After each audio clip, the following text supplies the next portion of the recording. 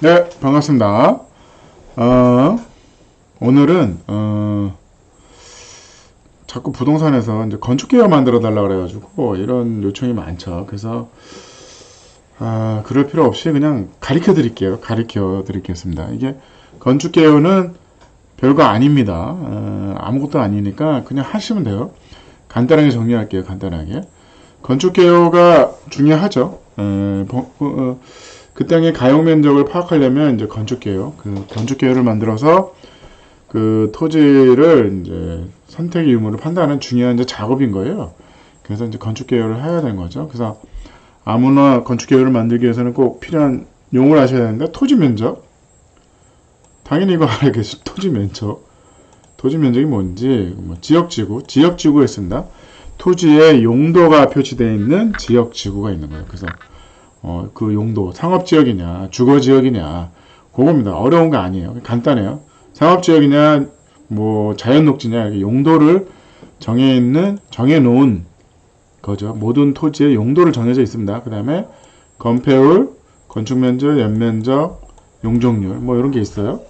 요거는 별도로 다시 하겠습니다. 별도로 딴 얘기하고 우선은 건축계요.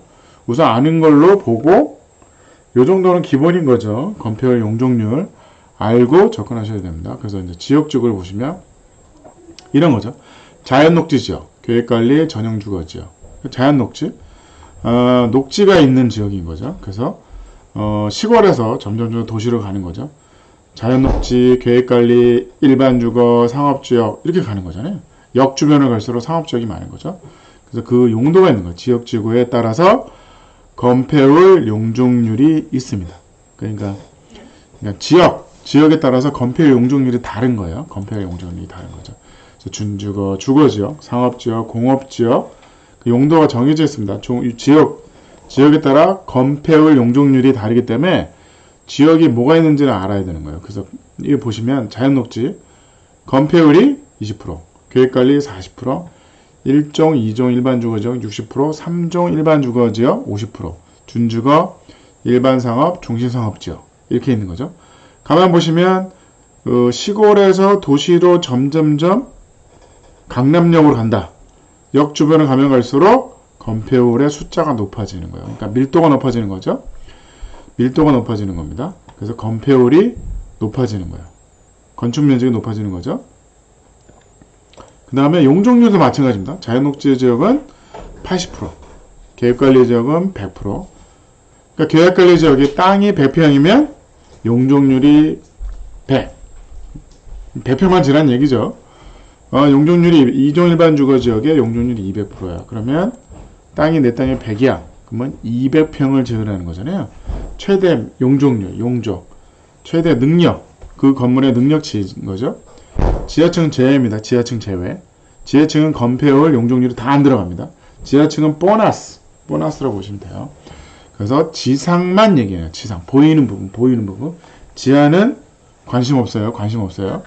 그래서 용적률에 건폐율, 용적률 다 지하는 안 들어갑니다. 그래서 지상에 보이는 부분만 건폐율, 중심 상업지역 800%예요. 800%. 우와. 8배. 내 땅이 100평이면 8배. 800평을 지을 수 있는 캐파가 되는 거예요. 그러니까 뭐죠? 상업지역 땅이 비싼 거야. 왜? 많이 지을 수 있으니까. 자연녹지 지역은 80%밖에 못 짓네? 아니 땅이 100평이면 80평만 지으라는 얘기잖아. 그러니까 저렴한 거예요. 캐파가 작은 거야. 능력치가 작은 거예요. 그러니까 저렴하고 상업지역으로 가면 갈수록 점점 더 비싸지는 겁니다. 그래서 일반 주거지역과 상업지역을 보시면 왜 상업지역이 비쌀까요? 당연하죠. 많이 지을 수 있으니까. 연면적 많이 지을 수 있으니까. 그런 겁니다. 그거까지 하시고, 연습. 잘 보세요. 2종 일반 주거지역, 건폐율이 60%. 이거 서울입니다. 서울은 용적률이 200%. 지방은 용적률이 250%죠. 시장이 50% 빼먹었습니다. 더 낮게, 지자체장이 용적률을 조정할 수 있어요. 50% 이상은 내가 깎아라, 붙여라, 이렇게 할 수 있는 거예요. 그래서 2종 일반 주거 지역의 건폐율은 60%, 건폐율이 60%, 용적률이 200%. 계산하겠습니다. 봐요. 1층 건폐율 2층을 기준으로 맞추는 거예요. 2층을 기준으로 최대할 수 있는 건 60%네. 60%, 60%. 2층, 3층 다 차가웠잖아요. 60, 60.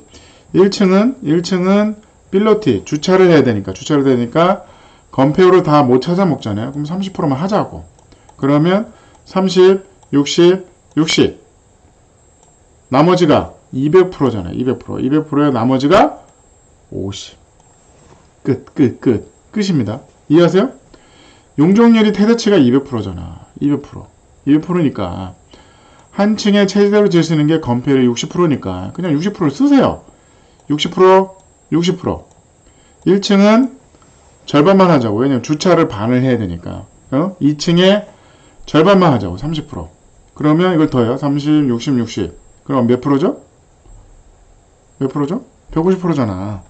그 남는 거는 4층. 50%밖에 없는 거예요. 내가 60%를 지면, 여기 60%를 지면 어떻게 될까요? 210%잖아. 오바잖아, 오바. 이거 할 수가 없는 거예요. 이해하셨어요? 내 땅이 100평이다. 그 연면적이 200평인 거죠. 내 땅이 100평이다. 1층은 30평만 지어. 2층은 60평만 지어. 60평만 지어. 나머지 최대 200평밖에 못 지니까 남는 거는 60평. 50평. 50평. 끝입니다. 끝. 이게 끝이야. 이해하세요? 끝. 더 이상 할 게 없어. 끝. 이거 뭐야, 이거 더하기네. 더하기만 할 줄 아는데. 더하기만 할 줄 알면 되는 거예요. 더하기만 할 줄 알면, 개요는 끝납니다. 건축 개요는 끝이에요. 잘 보세요. 건폐율 60%죠. 일반 주거지요. 건폐율 60%, 용적률 200%네. 내 땅에 100평이네. 100평이면, 한 층 바닥에 최대로 지을 수 있는 건 60평이네. 용적률, 땅의 능력치죠. 최대로 지을 수 있는 건 200평이네. 끝이잖아. 정해져 있잖아. 그러면 2층이 60평, 3층이 60평, 120평 벌써 썼네. 1층은 절반만 하자고요. 그럼 30평. 그럼 4층은 나머지는 50평. 끝. 왜? 200평을 못 넘어. 200평을 못 넘어. 200%니까. 그럼 끝났잖아. 그럼 요거 가지고 60평에 그럼 다세대에서 면적 계산해서 월세 계산하시면 되는 겁니다. 이게 개요의 끝이야.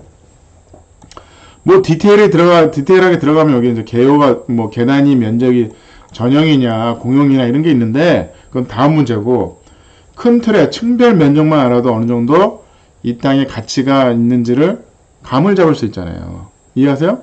다음 두 번째 연습 2 3종 일반 주거죠. 3종 일반 주거 건폐율이 50에 용적률이 250%죠. 250죠? 그러면 2층의 최대는 어차피 50%밖에 안 돼. 왜? 법적으로 50%만 하려니까. 그러면 50%, 50%, 50%, 50%. 어떻게 해요? 200%잖아. 200%잖아. 나머지 50%, 50%의 절반만 하라고 그랬죠. 1층은. 2층에 왜? 주차해야 되니까. 20%. 아니 50% 절반만 25%, 25%. 나머지. 왜? 다 더하면 250%. 소장이 여기 30% 하면 안 돼요? 그러면 255%잖아. 안 되잖아. 왜? 용적률은 250%가 끝이라고. 끝. 더 이상 이게, 네, 끝났습니다. 건축 개요 만들기, 이게 다입니다. 더 이상 할 게 없어. 아세요? 다시 합니다. 2층 50%, 50%. 1층은 2층의 절반만 하라 했잖아요. 25%. 남는 거, 6층에 남는 거, 25%. 25% 끝. 끝났습니다. 더 이상 할 게 없어. 건축 개요 끝났어. 더 이상 물어보죠. 이제 각자 알아서 하세요. 건축 개요 끝났습니다. 감사합니다.